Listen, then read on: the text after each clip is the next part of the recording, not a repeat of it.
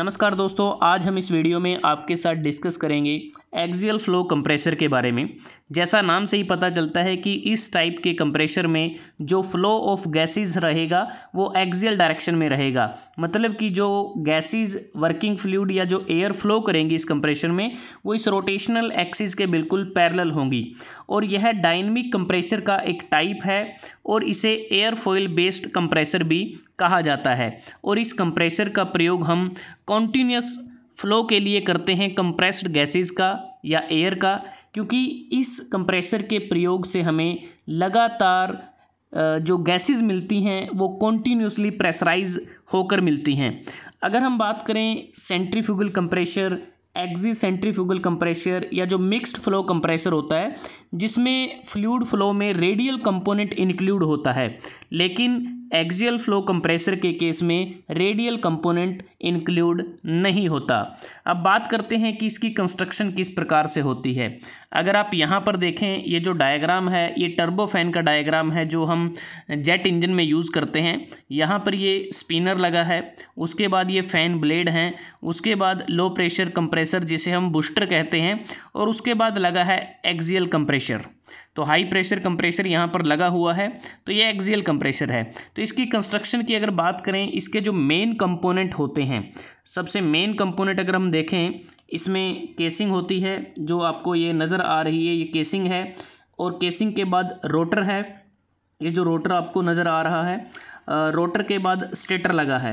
जो स्टेटर के जो ब्लेड होते हैं वो केसिंग के साथ एक हिसाब से वो अटैच होते हैं। तो इसमें अगर हम देखें, ये जो एक्सियल फ्लो कंप्रेसर होता है इसमें जो रोटर हम देखें, नंबर ऑफ़ रोटर आपको नज़र आ रहे हैं, जैसे 1 2 3 4 5 6। तो रोटर इसमें मल्टी स्टेज में लगे हुए हैं। उसके बाद प्रत्येक रोटर के बाद आप देखेंगे कि स्टेटर वेन लगे हैं जो फिक्स होते हैं। जो रोटर है वो रोटेट करता है। और इसमें अब एक चीज़ और ध्यान में देने लायक है कि रोटर और स्टेटर का जो एक सेट होता है उसे हम स्टेज कहते हैं। तो यहाँ पर एक स्टेज कंप्लीट हुई, फिर दूसरा रोटर और फिर स्टेटर, तो ये दूसरी स्टेज है। तो एक प्रकार से ये जो अरेंजमेंट आपको नज़र आई है ये multi stage axial flow compressor होता है। क्योंकि अगर हम देखें, जो नंबर ऑफ़ स्टेजेस हैं वो डिपेंड करती हैं कि प्रेशर रेशो की ज़रूरत कितनी है, उस पर निर्भर करता है। क्योंकि जो सिंगल स्टेज जो एक्सियल फ्लो कंप्रेसर होता है उसकी जो प्रेशर रेशो है वो 1.1:1 से 1.4:1 के बीच में वो वेरी करती है। अगर ये जो रेशो आपको सिंगल स्टेज की नज़र आ रही है, ये सेंट्रीफ्यूगल कंप्रेसर से जो हमें प्रेशर रेशो मिलती है उससे भी कम होती है। क्योंकि सेंट्रीफ्यूगल कंप्रेसर में जो प्रेशर रेशो होती है वो 4:1 से 5:1 के बीच में रहती है। इसलिए हम प्रेशर रेशो को इंक्रीज़ करने के लिए मल्टी स्टेज का इस्तेमाल करते हैं। और मल्टी स्टेज में हम जो अनेक स्टेजेस को, नंबर ऑफ़ स्टेजेस को एक साथ लिंक कर देते हैं, जिससे मल्टी स्टेज एक्सियल कंप्रेसर हमारा जो प्रेशर रेशो है उसको बढ़ा देता है। और वो जो प्रेशर रेशो है वो 40:1 तक हम अचीव कर सकते हैं। इतना ज़्यादा इसको अचीव किया जा सकता है। उसके बाद अगर हम देखें, जो यहाँ पर स्टेटर वेन लगी हैं ये फिक्स होती हैं और कंसेंट्रिक होती हैं with the axis of the rotation, उसके साथ कंसेंट्रिक होती हैं। और कंप्रेसर में जो ब्लेड या वेन्स इस्तेमाल होती हैं वो फ्लैट होती हैं। उसके बाद एक्सियल कंप्रेसर के सेंटर में अगर आप देखें, ये जो इसका सेंटर होता है यहाँ पर एक प्रकार से कॉमन पावर शाफ्ट होती है। ये आप देख पा रहे हैं, ये कॉमन पावर शाफ्ट है जिसको हम इलेक्ट्रिक मोटर से या गैस टरबाइन से इसको ड्राइव किया जाता है। तो इसमें इस शाफ्ट पे ही नंबर ऑफ़ जो रोटर होते हैं, जो नंबर ऑफ़ स्टेजेस हैं वो हमारी इसी के अनुसार ही यहाँ पर लगी होती है। उसके बाद यहाँ से एयर का इंटेक होता है और एयर जो फ्लो करती है बिल्कुल ये जो रोटेशनल एक्सिस होता है बिल्कुल इसके पैरेलल जो एयर है वो इसमें एंटर करती है, और एयर का एग्जिट भी बिल्कुल इस रोटेशनल एक्सिस के बिल्कुल पैरेलल होता है। तो इस प्रकार से जो एयर है इस कंप्रेसर में वो पूरी तरह से एक्सियल डायरेक्शन में वो मूव करती है। अब बात करते हैं कि इसकी जो वर्किंग है वो किस प्रकार से होती है।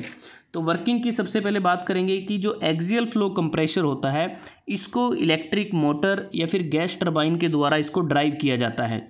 और जैसा हमने बात की कि इस कंप्रेशर में जो फ्लूइड गैस या फिर जो एयर की जो एंट्री और एग्जिट है वो एक्सियल डायरेक्शन में होता है। और इस टाइप के कंप्रेशर में वर्किंग फ्लूइड गैस या फिर एयर का जो कंप्रेशन है, कोई भी एक मीडियम हम यूज़ कर सकते हैं, उसका जो कंप्रेशन है वो ये जो पैसेज होते हैं इन पैसेज के डिफ्यूज़न एक्शन पर आधारित होता है। मतलब कहने का ये है कि जो स्टैटर हम इसमें यूज़ करते हैं जिसको हम डिफ्यूज़र भी बोल देते हैं, वह काइनेटिक हेड जो होता है फ्लूइड का, गैस का या जो एयर का जो काइनेटिक हेड होता है उसको वह प्रेशर राइज में कन्वर्ट करता है। या दूसरे शब्दों में अगर आप सुने कि जो रिलेटिव काइनेटिक हेड जो एग्जिस्ट करता है वह रोटर की रोटेशन के कारण होता है। जो रिलेटिव काइनेटिक हेड जो एग्जिस्ट करता है वह रोटर की रोटेशन के कारण होता है। मतलब कि जो रोटर है वह हमारी गैस या एयर की जो रिलेटिव काइनेटिक हेड को वह कम करके फ्लूइड के एब्सोल्यूट काइनेटिक हेड में ऐड करने का काम करता है। मैं फिर से रिपीट कर रहा हूँ कि जो रोटर हम इस्तेमाल करते हैं वह फ्लूइड या गैस या फिर एयर की जो रिलेटिव काइनेटिक हेड है उसे कम करता है और इसे फ्लूइड की जो एब्सोल्यूट काइनेटिक हेड में ऐड करने का काम करता है। मतलब रोटर का फ्लूइड पार्टिकल्स पर यह इम्पैक्ट रहता है कि रोटर फ्लूइड पार्टिकल की एब्सोल्यूट वेलोसिटी को इंक्रीज कर देता है, बढ़ा देता है, और साथ में ही फ्लूइड और रोटर के बीच जो रिलेटिव वेलोसिटी होती है उसको कम करता है। मतलब रोटर दो चीज़ें करता है, एक तो एब्सोल्यूट वेलोसिटी को इंक्रीज करता है और रोटर और फ्लूइड के बीच की जो रिलेटिव वेलोसिटी है उसको कम कर देता है। और इसको हम ऐसे भी बोल सकते हैं कि रोटर फ्लूइड गैस या एयर की एब्सोल्यूट वेलोसिटी को इंक्रीज कर देता है और स्टेटर इसे प्रेशर राइज में कन्वर्ट कर देता है। अगर रोटर को डिफ्यूजिंग कैपेबिलिटी के साथ डिज़ाइन करें तो इससे नॉर्मल फंक्शनिंग के साथ साथ प्रेशर राइज में भी हमें मदद मिलेगी, जिसके परिणाम स्वरूप पर स्टेज ज़्यादा प्रेशर राइज होगा फ्लूइड, एयर और गैस का। स्टेटर और रोटर दोनों एक साथ कॉन्स्टिट्यूट होंगे। तो यहाँ पर आप समझ सकते हैं, अगर हम इसको आसान शब्दों में कहें कि जो रोटर होता है वह एयर को एक्सेलरेट करने का काम करता है और जो स्टेटर होता है वह उसको डिफ्यूज़ करता है। मतलब कि रोटर के द्वारा एयर की एब्सोल्यूट वेलोसिटी को इंक्रीज़ किया जाता है और डिफ्यूज़र के द्वारा डिक्रीज़ किया जाता है और प्रेशर को राइज किया जाता है।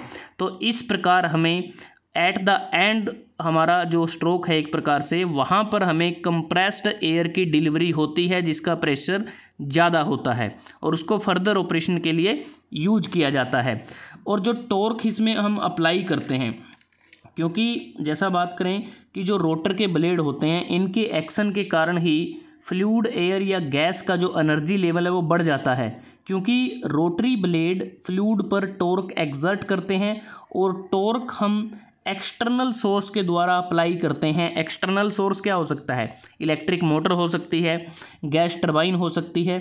और जो स्टेटर यहाँ पर आप देख रहे हैं वाइट कलर का, स्टेटर एक प्रकार से स्टेशनरी ब्लेड होता है जो फ्लूइड या गैस या एयर को स्लो कर देता है प्रेशर को राइज करके, और फ्लूइड फ्लो के सर्कमफ्रेंशियल कंपोनेंट को प्रेशर में ये कन्वर्ट करता है। तो इस प्रकार से इसमें वर्किंग होती है।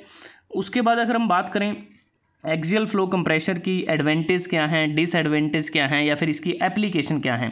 एडवांटेज की अगर बात करें तो इससे हमें हाइयर प्रेशर रेशो मिलती है। हाइयर प्रेशर रेशो जैसा बात की कि 40:1 हम इसमें अचीव कर सकते हैं। हाइयर एफिशिएंसी मिलती है।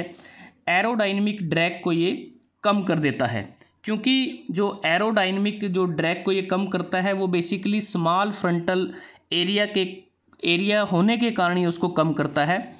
और इसमें हमें लार्ज मास फ्लो रेट मिलता है।